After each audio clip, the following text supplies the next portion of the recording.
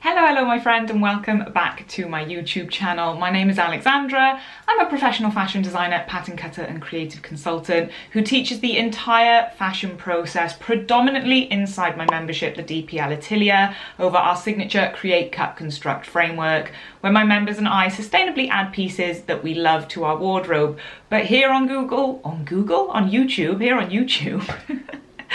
But here on YouTube, I help you feel great in the clothes you create with some foundational fundamental skills. And one of those skills today is going to be understanding how to both label and read sewing patterns. This is a fundamental skill for anybody wanting to elevate their sewing process. It offers structure, guidance, and precision. So we're going to be jumping into the markings, what they mean, and how to actually, even if you have a bit of experience, up-level your sewing patterns to a more professional standard.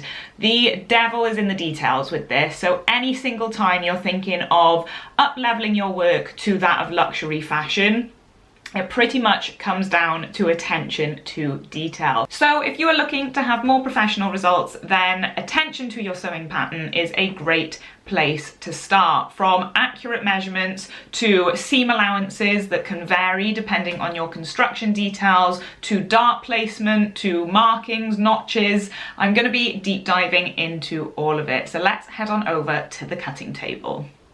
So here we have a basic bodice block, and the first thing I'm going to transfer onto my pattern are my horizontal balance lines. Whoa, I said that weird.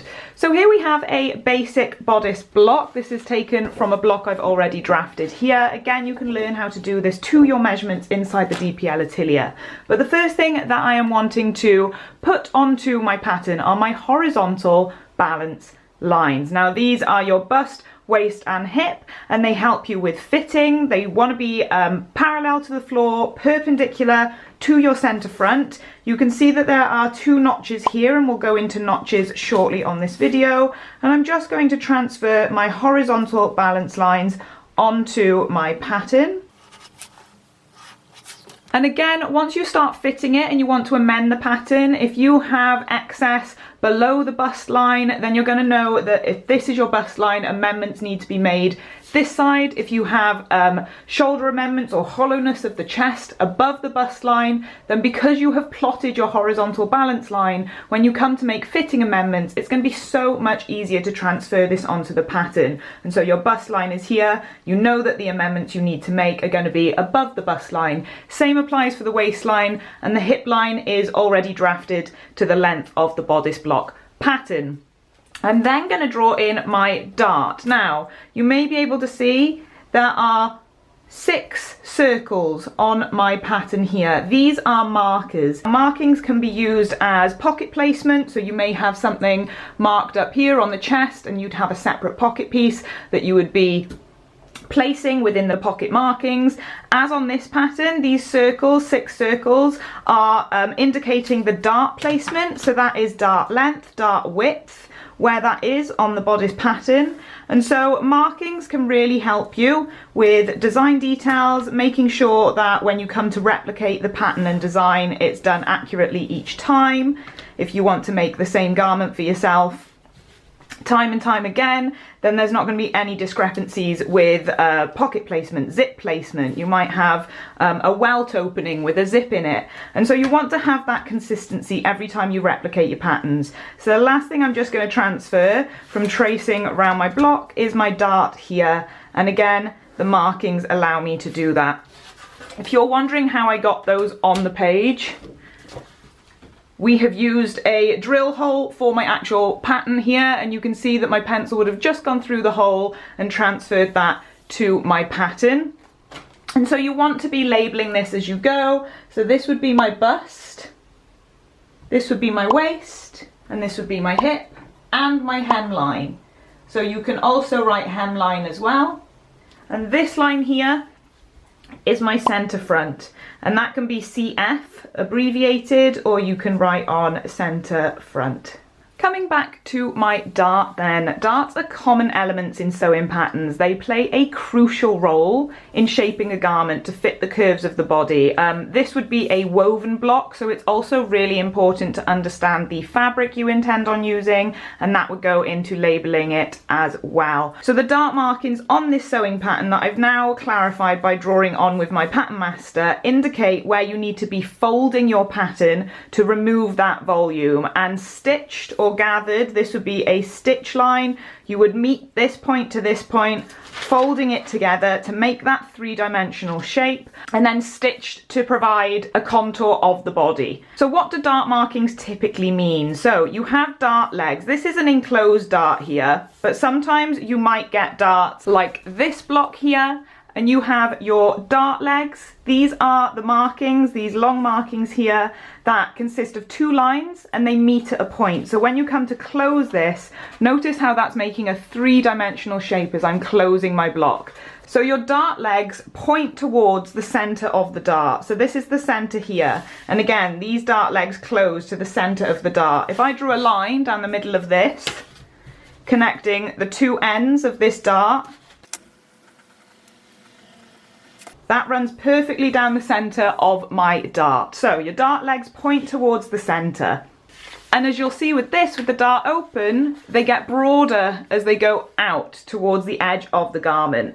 The dart legs themselves determine where the dart begins and ends. The dart point, which is this piece here, and these two here, indicate the end of your dart. So as you're sewing your fabric, you will taper off the edge of the fabric in order to enclose the dart. Now the dart width, which is this here, how wide the dart is, and again on the back piece here on the shoulder dart, it is this width here, is the distance between the two dart legs. It's the widest part of the dart and referred to as the dart width. It defines how much fabric you are removing and folding in order to shape the garment. So as we're drafting patterns and our own blocks inside the atelier, we will have figured out not only our waist measurement, but the ease that we're wanting to introduce to our pattern, and therefore the volume that we wish to remove in order for it to fit our figures uniquely. And so while this is the center of my dart, this line here also indicates the dart fold line. And so the center line between the dart legs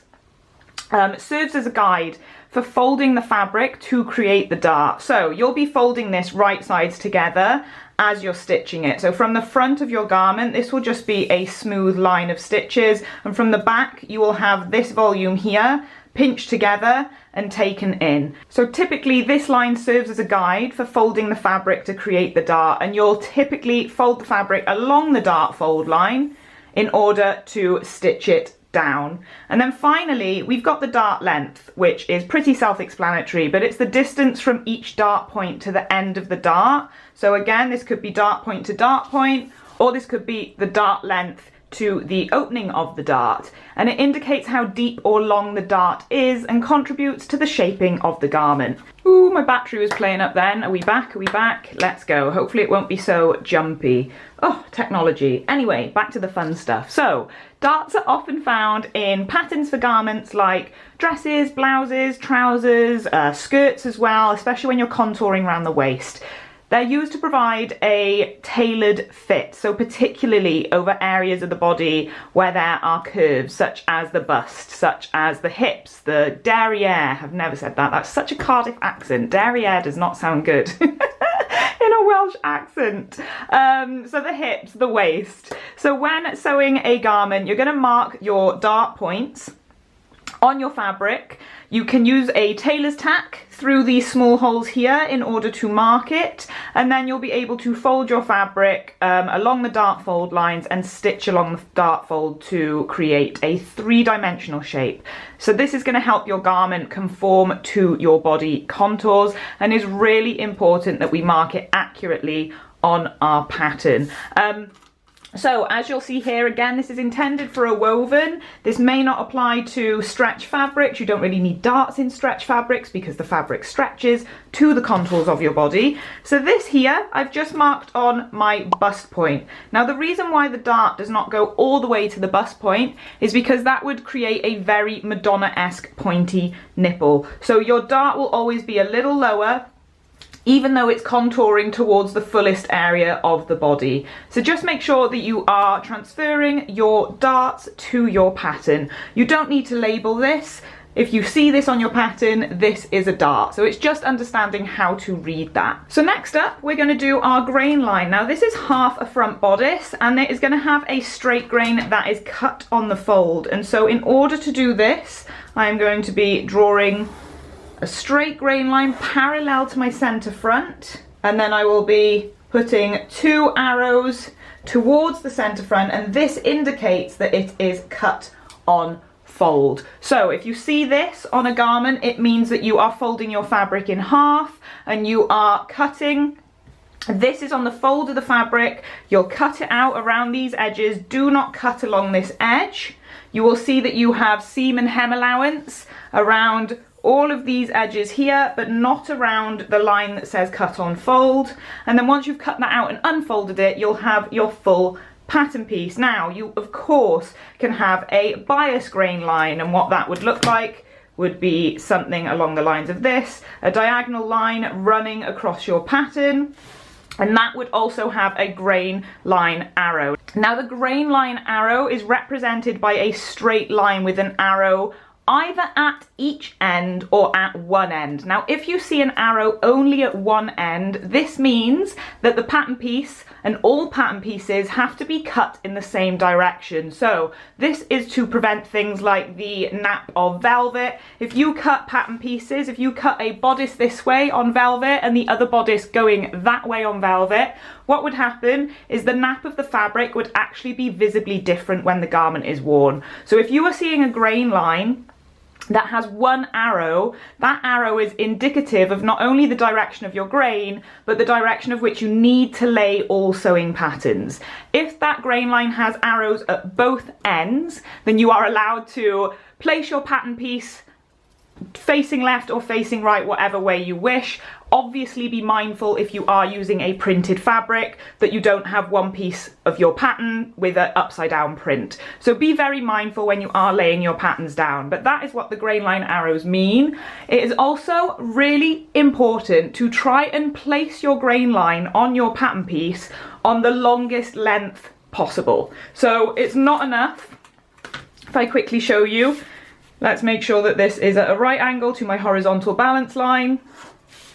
Doing this as a grain line to indicate straight grain isn't good enough, because in order for us to accurately align this to the grain line of the pattern, what you want to be doing is actually plumbing that in to the longest length the pattern allows. And so if that's on the bias again, you'd be going as for the longest length you can possibly do, because then when you come to align it to the selvage or align it to your grain line, it gives you the longest line for you to cross-reference your tape measure to the edge of the fabric. So ensure that your grain line is running down the longest length of the pattern it possibly can. That's a really good professional tip. So this would be straight grain cut on the fold, and that is lengthwise. The grain line corresponds to the lengthwise grain of the fabric. So this is the direction that runs parallel to the selvage, which is the finished edge of the fabric. The lengthwise grain is considered the most stable and should run vertically when the garment is worn. But you may see crosswise grain, which essentially runs parallel to your horizontal balance lines.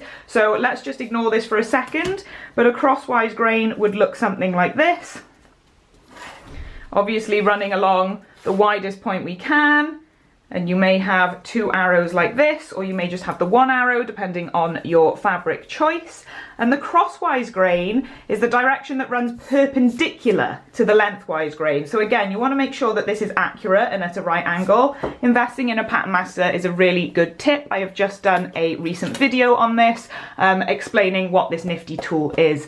But it runs from selvage to selvage. So rather than parallel to the selvage, the crosswise grain runs from selvage to selvage. It's typically less stable and it has more stretch in comparison to the lengthwise grain. And then finally, as I've just hinted at and touched upon, you have a bias grain. This is cut on the 45-degree angle to the straight grain. So it is cut on a diagonal angle like this. And it's between the lengthwise and crosswise grain also known as the bias. So it has the most stretch. When we use the bias, it gives the nicest drape. It can be used for flexibility and interesting design elements. If you are cutting out pattern pieces on the bias, I do advise hanging them or pinning them on a stand overnight if you are then going to be making fitting amendments, to allow the fabric to hang into its shape. Otherwise, it might be a case of you end up washing it and wearing it and the shape gets altered, but that is a tip for another day. So your grain line, really, really important to establish. Do not skip this step because it has detrimental effect on how your garment fits, how your garment hangs, and the final result. So next up then, you may be able to see small notches here. And if you have signed up for my free Pattern Cutting Basics course, then you'll know what these are as well. And if you haven't signed up, click the link below in the caption, in the description, and you'll be able to access a free 3-course mini training series to just elaborate on what we're covering here. You also get a free measurements and markings guide. So again, really, really high value resource that, yeah, I give away for free. That's a bit nuts, isn't it? But notches created with this, you're going to see them indicated here. Now on your pattern, they may look different, okay? But notches are basically balance markers that help us put pieces of the jigsaw together. So here you've got a small notch here. It might look more like a triangle on your pattern, but notice when I do draw the triangle in, the point of this triangle still meets at the edge of that notch. So it's the point of the triangle that is the accurate marker. So you don't want to be snipping in here, you don't want to be snipping in here. Snip through the center of that notch, which is why mine are personally marked just with a line. I find that more accurate. And again, this is a nifty tool to help you with accuracy as well. But they basically can be any kind of small marking coming in from the side of a pattern. You might also see them looking like this, and they might look like a kind of rectangle has been taken out as well. You'll find these all over every single pattern, or you should do anyway, especially your bodice, especially your sleeves. And what they help you do is align and match up pieces of fabric when you come to sew. So when I'm putting in my sleeve to my armhole, I know that the area of the sleeve to the front armhole is balanced, which will help me with the pitch of the sleeve as well. So notches indicate where 2 fabric pieces, if I'm cutting out the front and back bodice and sewing my side seam, this notch here is going to indicate that my 2 fabric pieces should be joined right by here as well. So notches are so crucial to adding to your pattern. And top tip, a single notch indicates the front bodice. And again, if I bring my back bodice pattern in here, a double notch on the armhole indicates the back of a pattern. So that's a really quick visual indicator as well in terms of what you're working with. So if you, I mean, bodice patterns look very similar. It's a pretty similar shape. Obviously we have different measurements going on here, but if you cut this out and started to sew it up and got a bit confused on what piece you were working with, then an indication that you're working with the back would be 2 notches, and an indication that you're working with the front would be 1. So next up, let's add my seam allowance to this pattern. Taking my pattern master, I can just line up the edge, assuming that this is a 1 centimeter seam allowance. This may vary. It could be 1.5, it could be 2, it could be 3. It very much depends on the construction process and method that you'll be using. It has an immediate effect on the width of your seam allowance. But if you draw this on, and what I teach inside the DPL Atelier is how to draft and manipulate blocks. So not only are you creating basic foundational garments that fit your body, I then teach you how to hack them into any design you so wish. But everything I teach is excluding seam allowance, and so all my members are going to have to be adding their seam allowance to whatever blocks they make. If you have shop bought a pattern, then your seam allowance should and may be included, and it would be labelled on the pattern. that seam allowance, 1 centimetre seam allowance is included. Now you might not see your stitching line, which is this internal line here, and your cutting line, which is this external line here in your seam allowance. You might not see that on your sewing pattern, because when you come to grade and you end up having a load of nested patterns, so think of this duplicated across, I don't know, 10 to 15 different sizes, you can imagine how confusing to the eye having 2 lines would be for you to understand what's the external cutting line.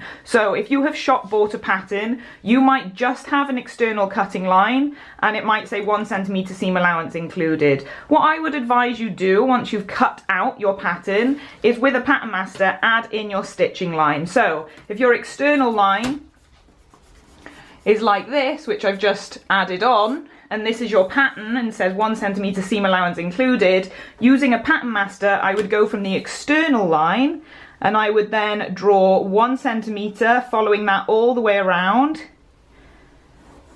so that I could see my stitching line on the pattern. So you're just adding in more details and more information that can really aid you when you come to construct this garment. So this is your stitching line, this is your external cutting line. Again, the stitching line might be broken on some patterns, it might be rendered as a dashed line just to differentiate between the two, but either way it's really important to have them both on there. Again, when you come to make fitting amendments, you try to make the amendments excluding the seam allowance, so you don't want to have any wiggle room for error there, and it is really, really beneficial that once you start marking and labeling your patterns professionally and correctly, you will actually find the fitting process much, much easier. So another thing you may find on your pattern are button and buttonhole placements. So if I just draw on a rough button placket, something like this would no longer be cut on the fold. So I'm going to get rid of these 2 arrows. This would just be a straight grain. And you may find along the centre front that you have crosses going down the centre front. Now this would be your button placement.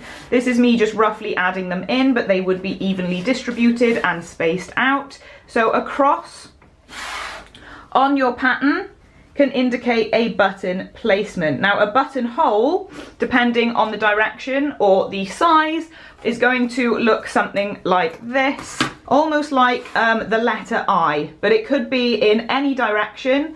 But this indicates on a pattern that this is a buttonhole, and you are to stitch that buttonhole the length of that marking there. You might find that you also have lengthen and shorten lines, and these are going to be placed on a specific area of the garment. So if I just whack a lengthen and shorten line on there, the reason why these are placed on a specific area of the garment, and these should be labelled with annotations, so you may see that it says lengthen and shorten. The reason why this is placed on a specific area of the garment, you can't just hack along your waistline and lower or shorten and bring up. That will affect not only the fit of the garment, but it might affect the design proportions as well. So the lengthen and shorten line are going to be strategically placed so that it has very little disruption, i.e. no disruption, to the rest of the design and pattern. So wherever your lengthen and shorten line is, if you suddenly drew a line here and lengthened it, you're going to be affecting the armhole. You're going to be affecting that bust line is going to be lowered down, as is the waistline. Therefore the dart is coming down as well. So it would really shift everything down and cause more fitting issues than necessary. If you are literally just looking to lengthen or shorten a design, always, always, always do so on the lengthen and shorten line strategically placed by the pattern cutter. So again, that could look something like this. It could just be one line, it could be a dashed line, but 9 out of 10 times it is also written and communicated with an annotation as well, just to help you. With this being my hemline, what you may also find is hem allowance on the bottom. So let's do about 4 centimetres for my hem allowance.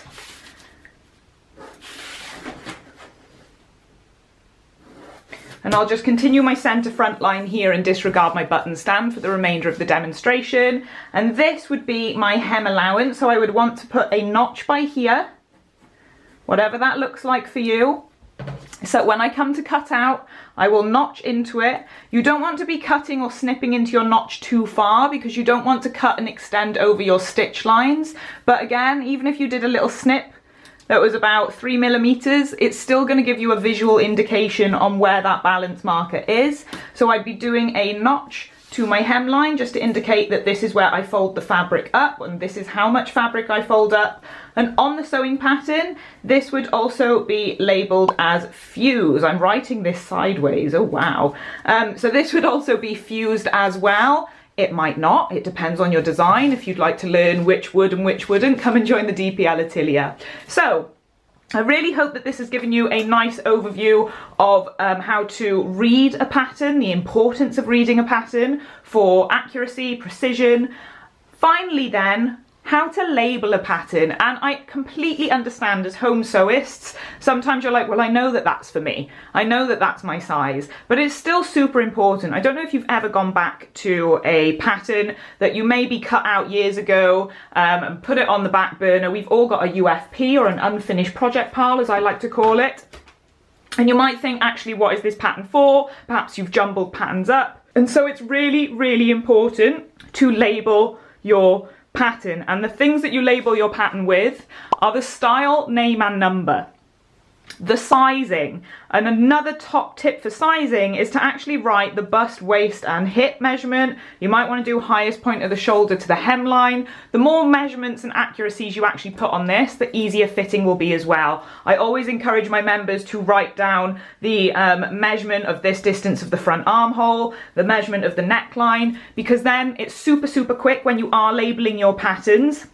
The measurement of the side seam, and all you would do is write it along the side seam. It makes it a really quick process when you come back to make amendments, to make design changes, to amend it for a family or friend who aren't the same measurement as you, to grade the pattern. So it really, really does help. The more information you put on these, the more your process will be easy and stress-free. You're also going to want to label the fabric type. Now again, I've touched upon this is intended for a woven, but is it intended for a heavyweight denim? Do you cut this out in self? Is this going to be a lined jacket? So is this the lining, or is this the outer shell fabric? You need to be labeling what you intend to cut this out as, in what fabric. You also want to label how many pieces you cut. And so although, if we come back to saying cut on the fold, although this should indicate that we cut on the fold, if you can read a pattern, it's also integral that you write cut 1 on the fold, so how many pieces and how to cut it, or cut 3 on the bias. So you want to be doing style name, sizing, so whether that is a size 8, size medium, size me 2021 versus 2023 are probably different, so maybe you want to date your pattern as well. How many pieces to cut out, what fabric, and then of course, if I was doing this as a jacket, it's very likely that I might want to fuse the entire piece. And so you could also say fuse, because what you may find is with some pattern pieces, the fusing piece is exactly the same shape as the outer shell piece. And so there's no point cutting out 2 of these and saying one is for the outer shell and one is for fusing. You could say cut 1 on the fold outer shell, cut 1 on the fold lightweight fusing, medium weight interfacing, whatever that is. So you really want to be labeling those kind of details. And then of course, not forgetting that we also want to say what our seam allowance is. So 1 centimetre seam allowance, 1 centimetre seam allowance included, or no seam allowance. So whatever we have just marked and placed on, you want to be labeling your pattern. And there we have it. I hope that you found this video beneficial. If you have got a little bit of experience behind you, then I hope you have discovered some aha moments or tips and tricks to move the needle forward and up-level your work to a more professional standard. If you're completely new to the game, then I really hope that this gave you a comprehensive overview of what makes a professional sewing pattern. If you would like to find out more, if you want to continue the creative journey, then come and join us over in the DPL Atelier. At the time of filming, our doors are actually closed for new members to enroll, but get your name on the wait list and you will be the first to know when the doors open, with a little something and a surprise for you to invite you to come and join us. Thank you so much for watching. Like and subscribe, yada yada yada, and I will catch you on the flip side.